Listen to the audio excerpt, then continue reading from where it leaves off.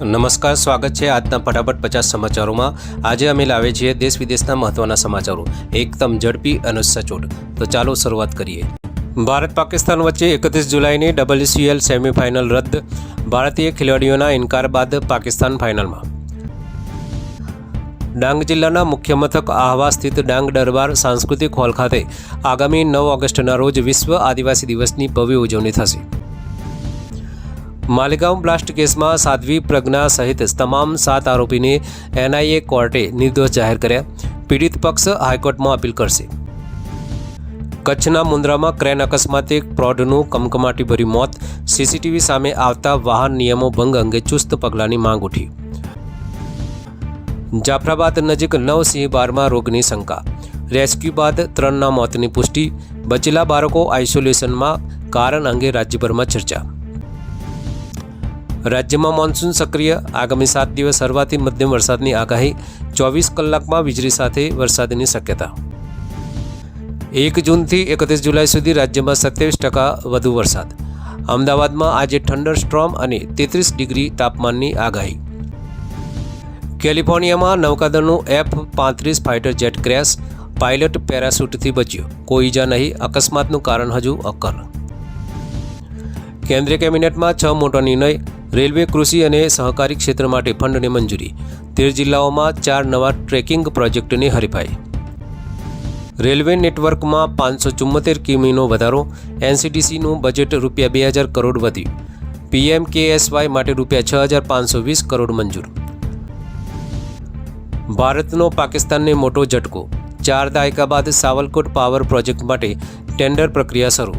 જમ્મુ કાશ્મીરમાં બનશે 1856 મેગાવોટનો પ્લાન્ટ। ટ્રમ્પના ભારત પર 25% ટેરિફની ધમકી બાદ શેરબજારમાં ભારે સેલિંગ। સેન્સેક્સ 604 પોઈન્ટ અને નિફ્ટી 183 પોઈન્ટ ઘટ્યા। માર્કેટ કેપ 5.5 લાખ કરોડ ઘટ્યું। નિફ્ટી, ઓટો, બેન્કિંગ, મેટલ અને ફાર્મા શેર્સમાં પણ નોંધપાત્ર ઘટાડો। ટ્રમ્પે ટ્રુથ સોશિયલ પર જણાવ્યું, ભારત શું કરે તે ફરક નથી પડતો, પરંતુ તેમના ઊંચા ટેરિફને કારણે અમે ઓછો વેપાર કરીએ છીએ। રશિયા ભારત સંબંધો પર પણ તીખી ટિપ્પણી। ઉત્તર ભારતમાં ભારે વરસાદથી નદીઓ ગાંડીતુર। રાજસ્થાન અને MPના અનેક જિલ્લાઓમાં પૂરની સ્થિતિ। સ્કૂલો બંધ, બચાવ માટે આર્મી તૈનાત। ઓવલ સ્ટેડિયમ પર ઇંગ્લેન્ડ ખેલાડીઓ શેડો પ્રેક્ટિસમાં વ્યસ્ત। કેપ્ટન સ્ટોક્સ અને કોચ મેકકુલમ ક્યુરેટર સાથે પિચ પર નજરે પડ્યા। ક્યુરેટરે ગૌતમ ગંભીરને પિચથી દૂર રહેવા કહ્યું। ગંભીરનો ગુસ્સો ફાટ્યો। ગારાગારી સુધી વાત વધી। મામલો સોશિયલ મીડિયા પર વાયરલ। અમદાવાદને ભારતનું સૌથી સુરક્ષિત શહેર જાહેર। ક્રાઇમ ઇન્ડેક્સ 2025 મુજબ 68.6ના સૂચકાંક સાથે ટોચ પર સ્થાન। જયપુર, ચેન્નાઈ, કોઇમ્બતુર, પુણે અને હૈદરાબાદ પણ ટોપ 6માં। ગુજરાત માટે ગૌરવની લાગણી। ગુજરાત પ્રવાસે આવેલા જમ્મુ કાશ્મીરના મુખ્યમંત્રી ઓમાર અબ્દુલ્લાએ સાબરમતી રિવરફ્રન્ટની મુલાકાત લીધી અને કહ્યું, આ છે ભારતની સૌથી બેસ્ટ જગ્યા। ઓમાર અબ્દુલ્લાએ એક્સ પર પોસ્ટ કરી, સાબરમતી રિવરફ્રન્ટ છે મોર્નિંગ વોક માટેની બેસ્ટ જગ્યા। લોકો સાથે વાત કરીને ખૂબ આનંદ આવ્યો। અટલ બ્રિજ પણ જોયો। બોટાદમાં યુવકના ખિસ્સામાં મોબાઈલ ફાટ્યો। ગંભીર રીતે દાઝી ગયેલો યુવક હોસ્પિટલમાં ખસેડાયો। અશોક વાટિકામાં ચકચાર। અમેરિકા જાપાન વચ્ચે લશ્કરી કવાયત શરૂ। 400 વિમાનો અને 12,000 સૈનિકો સામેલ। ચીન રશિયા પણ કરશે નૌસેનાનું શક્તિ પ્રદર્શન। ઓગસ્ટમાં ચીન રશિયા કરશે જોઈન્ટ સી 2025 કવાયત। પેસિફિકમાં નૌકાદળ પેટ્રોલિંગ પણ થશે। સંરક્ષણ મંત્રાલયે કહ્યું, હેતુ માત્ર સૈન્ય સહકાર મજબૂત કરવાનો। જામનગરના ધરમપુરમાં LCBનો દરોડો। ₹1.29 કરોડનો દારૂનો જથ્થો ઝડપાયો। 2 બુટલેગરો ઝડપાયા। 12 આરોપી હજી ફરાર। જાપાનની અંતરિક્ષ સંરક્ષણ ગાઈડલાઇનમાં દાવો। ચીન અને રશિયા વિકસાવે છે કિલર સેટેલાઇટ। ચીને નકારી દઈ કહ્યું, ખોટો પ્રચાર અને સૈન્ય વધારવાનો બહાનો। ટીમ ઇન્ડિયા ઓલમાં ફરી ટોસ હાર્યું। સરંગ 15મી વખત ઇન્ટરનેશનલ મેચમાં ટોસ ગુમાવ્યો। છેલ્લે જાન્યુઆરીમાં જીત્યો હતો ટોસ। હવે ઇંગ્લેન્ડે ભારતને ફિલ્ડિંગ આપી। ટીમ ઇન્ડિયાના પ્લેઇંગ 11માં 4 મોટા ફેરફાર। પંત, શાર્દુલ, બુમરાહ અને કંબોજની જગ્યાએ જુરેલ, કરુણ નાયર, આકાશદીપ અને પ્રસિદ્ધ કૃષ્ણા સામેલ। રાજકોટ રેસકોર્સ મેદાનમાં 14થી 18 ઓગસ્ટે જન્માષ્ટમીનો લોકમેળો। 15 લાખથી વધુ લોકોની હાજરીની શક્યતા। હાલ 143 સ્ટોલ ખાલી। ખાલી સ્ટોલ પર મ્યુઝિકલ શો અને સાંસ્કૃતિક કાર્યક્રમો યોજાશે. અત્યાર સુધીમાં ₹1.80 કરોડની આવક. અનિરુદ્ધ, આહિર અને રાજ ગઢવી જેવા કલાકારોની પ્રસ્તુતિ. BSNL પણ ગ્રાહકોને આપ્યો ઝટકો. ₹100થી ઓછી કિંમતના પ્લાનની વેલિડિટી ઘટાડાઈ. હવે મળશે પહેલાં કરતાં ઓછી સેવા. BSNLના 99 અને ₹197 પ્લાનની વેલિડિટી ઘટાડાઈ. ઓછા ખર્ચે સિમ એક્ટિવ રાખનારા યુઝર્સને થઈ નિરાશા. કંપનીએ બદલી શરતો. BSNLએ ₹99 પ્લાનની વેલિડિટી વધુ ઘટાડીને 15 દિવસ કરી. પહેલાં મળતા 28 દિવસની સામે હવે માત્ર અડધી સેવા. ગ્રાહકોમાં નારાજગી.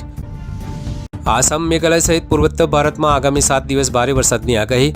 2 ઓગસ્ટે ભારેથી અતિભારે વરસાદની સંભાવના. પૂર્વી રાજસ્થાન માટે 1 ઓગસ્ટે રેડ એલર્ટ. મધ્યપ્રદેશ, રાજસ્થાનના અનેક જિલ્લાઓમાં ભારે વરસાદે તંત્રની ચેતવણી પર મૂક્યું. 1 ઓગસ્ટથી લાગુ થશે નવા નિયમો. UPI, SBI કાર્ડ અને ફાસ્ટેગમાં મોટો ફેરફાર.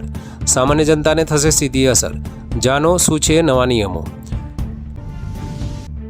1 ઓગસ્ટથી UPI માટે નવો નિયમ લાગુ. ગૂગલ પે, ફોનપે, પેટીએમ જેવી એપ પર હવે દિવસમાં માત્ર 50 વખત જ બેલેન્સ ચેક કરી શકાશે. NPCIએ નિયમ બહાર પાડ્યો. 11 ઓગસ્ટથી SBI કાર્ડની હવાઈ અકસ્માત વીમાની મફત સુવિધા બંધ. ઇલાઇટ, માઇલ્સ અને પ્રાઇમ કાર્ડ ધરાવતા ગ્રાહકોને હવે નહીં મળે ₹1 કરોડ કવર. 15 ઓગસ્ટથી રજૂ થશે ફાસ્ટેગ વાર્ષિક પાસ. ₹3000માં 1 વર્ષ માટે 200 ટોલ ક્રોસ કરવાની મંજૂરી. માર્ગ મંત્રાલયનો ખર્ચ અસરકારક પગલું. ICICI બેંકનો વેપારીઓને ઝટકો. 1 ઓગસ્ટથી પેમેન્ટ એગ્રીગેટર્સ મારફતે લેવાતા ભુગતાન પર ટ્રાન્ઝેક્શન ફી લાગુ. ચાર્જ મર્ચન્ટના ખાતામાંથી વસૂલાશે. સુરત મેટ્રો પ્રોજેક્ટમાં વિલંબ. હવે જૂન 2026 સુધી પૂર્ણ થવાની શક્યતા. 42 કિમીના 2 કોરિડોર અને 40 મેટ્રો સ્ટેશનો બનશે. ટ્રાફિક સમસ્યા હલ થવાની આશા. ભારે વરસાદ અને ઉપરવાસથી આવેલા જળને કારણે સરદાર સરોવર ડેમની સપાટી ઝડપથી વધી રહી છે. માત્ર એક જ દિવસે 2 મીટરનો વધારો નોંધાયો. પાણીની જથ્થાબંધ આવકને પગલે આજે સવારે 11 વાગે ડેમના 5 ગેટ ખોલાશે. 1.36 લાખ ક્યુસેક પાણી નર્મદા નદીમાં છોડાશે. સુરત શહેર પોલીસની અનોખી પહેલ. આત્મહત્યા નિવારણ હેલ્પલાઇન દ્વારા 67થી વધુ લોકોની જિંદગી બચાવી. 336થી વધુ કોલ મરી ચૂક્યા. નાણાકીય સમસ્યાઓએ લોકો આત્મહત્યાનું પગલું ભરતા રોકવા સુરત પોલીસે મહત્વનો પ્રયાસ કર્યો છે. માનસિક સહાય માટે હેલ્પલાઇન જારી. સુરતના લસ્કાના વિસ્તારમાં માતા પુત્રએ ઝેરી દવા પીધી. માતાનું થયું મોત, જ્યારે 7 વર્ષીય પુત્રની હાલત ગંભીર. સારવાર ચાલી રહી છે. 31 જુલાઈના રોજ દેશમાં 22 કેરેટ સોનાનો ભાવ ₹92,110 પ્રતિ 10 ગ્રામ અને 24 કેરેટ સોનાનો દર ₹1,04,90 પ્રતિ 10 ગ્રામ છે. રાજ્યસભામાં ઓપરેશન સિંદૂર પર ચર્ચા દરમિયાન જય બચ્ચનનો ગુસ્સો ફાટી નીકળ્યો. શિવસેના સાંસદ પ્રિયંકાને કહ્યું, "ડોન્ટ કંટ્રોલ મી." વિવાદિત video clip viral. Israel Gaza સંઘર્ષ વચ્ચે કેનેડા પેલેસ્ટાઇનને રાષ્ટ્ર તરીકે માન્યતા આપવાની તૈયારીમાં. UNGAમાં સપ્ટેમ્બરે જાહેરાત થઈ શકે. ત્રીજો G7 દેશ બનશે કેનેડા. માન્યતા માટે પેલેસ્ટાઇનમાંથી હમાસને દૂર રાખવી સહિત કડક શરતો મુકાશે. તો આ હતા આજના ટોપ 50 સમાચાર. વધુ અપડેટ્સ માટે અમારી સાથે જોડાયેલા રહો. નમસ્કાર.